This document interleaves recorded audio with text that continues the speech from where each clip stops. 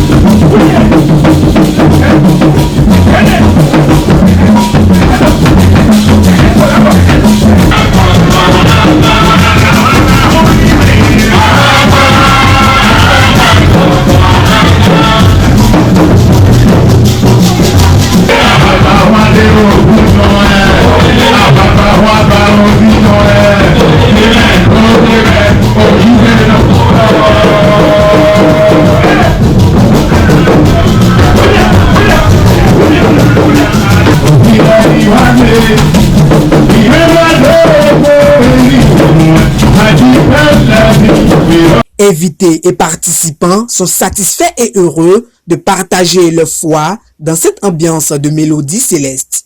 Première fois qu'on assistait à une cérémonie de christianisme céleste et c'était super, on a adoré, beaucoup de joie, beaucoup de bonne humeur, tout le monde ensemble et beaucoup de foi. On a eu la chance d'assister à votre spectacle qui était très très beau, les costumes très beaux et beaucoup d'énergie positive. On sent la foi très présente. Merci beaucoup. Très impressionnée par ce que j'ai vu ce soir, c'était très beau, très joyeux et il y a vraiment une force dans le collectif et ça fait du bien de voir ça. On a pu ressentir l'énergie du collectif ce soir et les efforts que tout le monde a fait pour cette cérémonie de joie. Et c'était un grand plaisir, une grande joie d'être avec vous ce soir, de partager tout ce que vous nous avez donné, cette joie, ce bonheur, les beaux costumes, c'est vrai, les chants, tout était magnifique.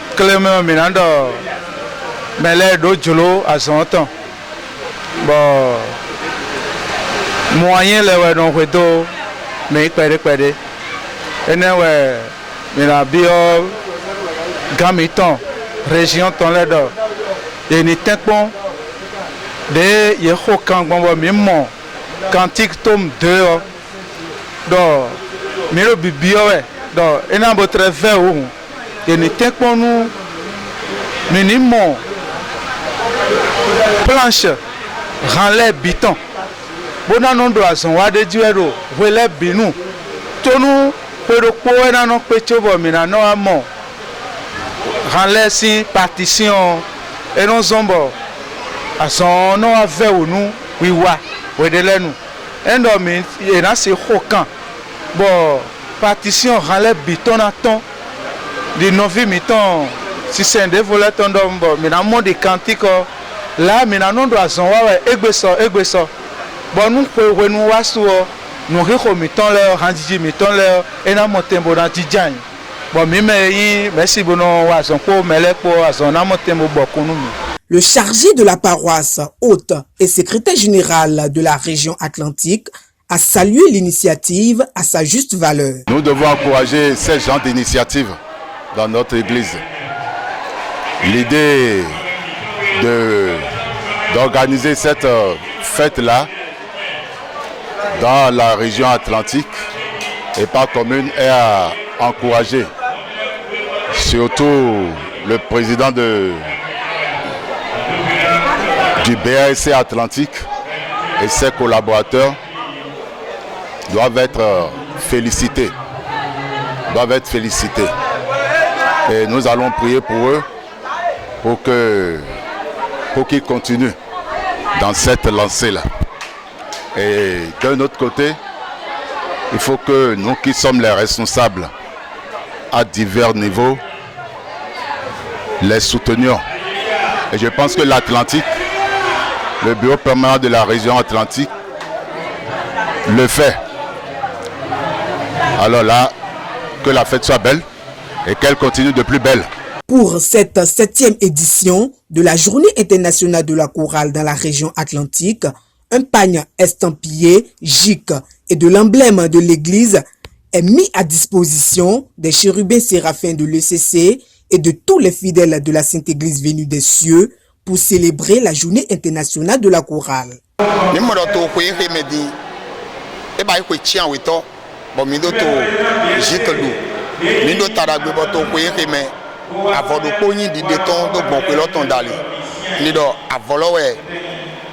Mais nous dile yedo avolo to dandame na me ko yan gunu konto mama we ayin ya agunvi ayin ya anjigbe ayin no e ko yan gun we vile po avolo e to dandame na mele po avolo ka to disponible bon mi so do ndo me no nu kombo e do ba avolo le do e ma yan avodi po we e do ba yi avo super nko we e do ba yi bo yan avo e me de pepe mo ye na pachona de mele do to podium di mi mo di e ne bo kun ko me avolo di to bene to me blebu file de pepe yena mo amo to Atlantique kamefi en yena mo avolo yena kamibio yena mo avolo to misi akpodopo e misa en chake foto no kunoko o sa akpovlo yin akoti aton mo e to territoire lo poji bo mere ma do ache bona go pon no pona mere ma do ache bona se kwedeji kavi bona zi avolo la do e ma fotimba le tissu est disponible pour tout le monde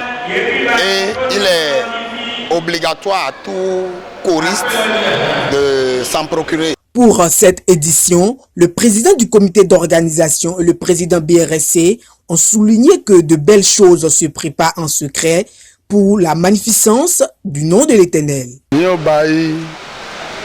2023 attends. Boulevard Namba 2024 attends. Vous demandez de aimer. Où est-ce que nous avons Tofi, nous avons 2024 mais Tofi là, il y a somme vivi pour longtemps.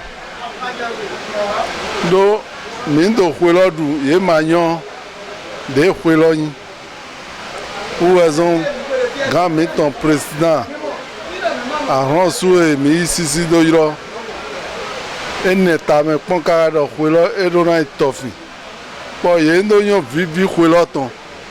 Nous Hueloni, il y a un vivi ton. Nous avons déjà de fleurs. To vendredi déjà. Et il négocie. Nous avons un bain, il y a un bain haut. Mais un bain tomé mi jei. Un bain tomé mi jei. Il y a un bain fiégbé. Mimo do yeho. Ye tekmo ye ba ye ton. Amo egbe podego. Ni mi o je. Tofi don. De no ho àwọn gba ndo. Ohun sora de no ho àwọn gba. Mi yu e do ohun sora lo. Bo ye no ho. Mi na mo. Me tindo me to ageji le. Ye me po ni ye ni zo àwọn ho bo wa. Bo apon de no ho àwọn gba ndo. Ce qui est de particulier maintenant, c'est que le bureau national a choisi un paille que tous les choristes doivent porter pour faire le concert cette année.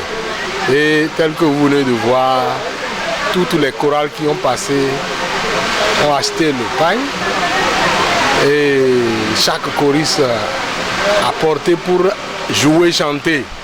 Donc, ils ont tous respecté l'ordre donné par l'hiérarchie. Donc c'est respecté. Et nous-mêmes, nous devons tout faire pour que les chorales qui restent à passer là fassent tout possible pour acheter et s'habiller pour que la fête soit belle. Il y a encore une autre surprise, mais je voudrais me taire là-dessus pour que le jour de fête, c'est-à-dire le 7 septembre 2024 à Sotianhuela, que l'Éternel nous aide à montrer à la face du monde que la surprise est une bonne surprise. Le cap est mis sur Soava vendredi 9 août prochain pour le deuxième concert de la GIC Atlantique 2024.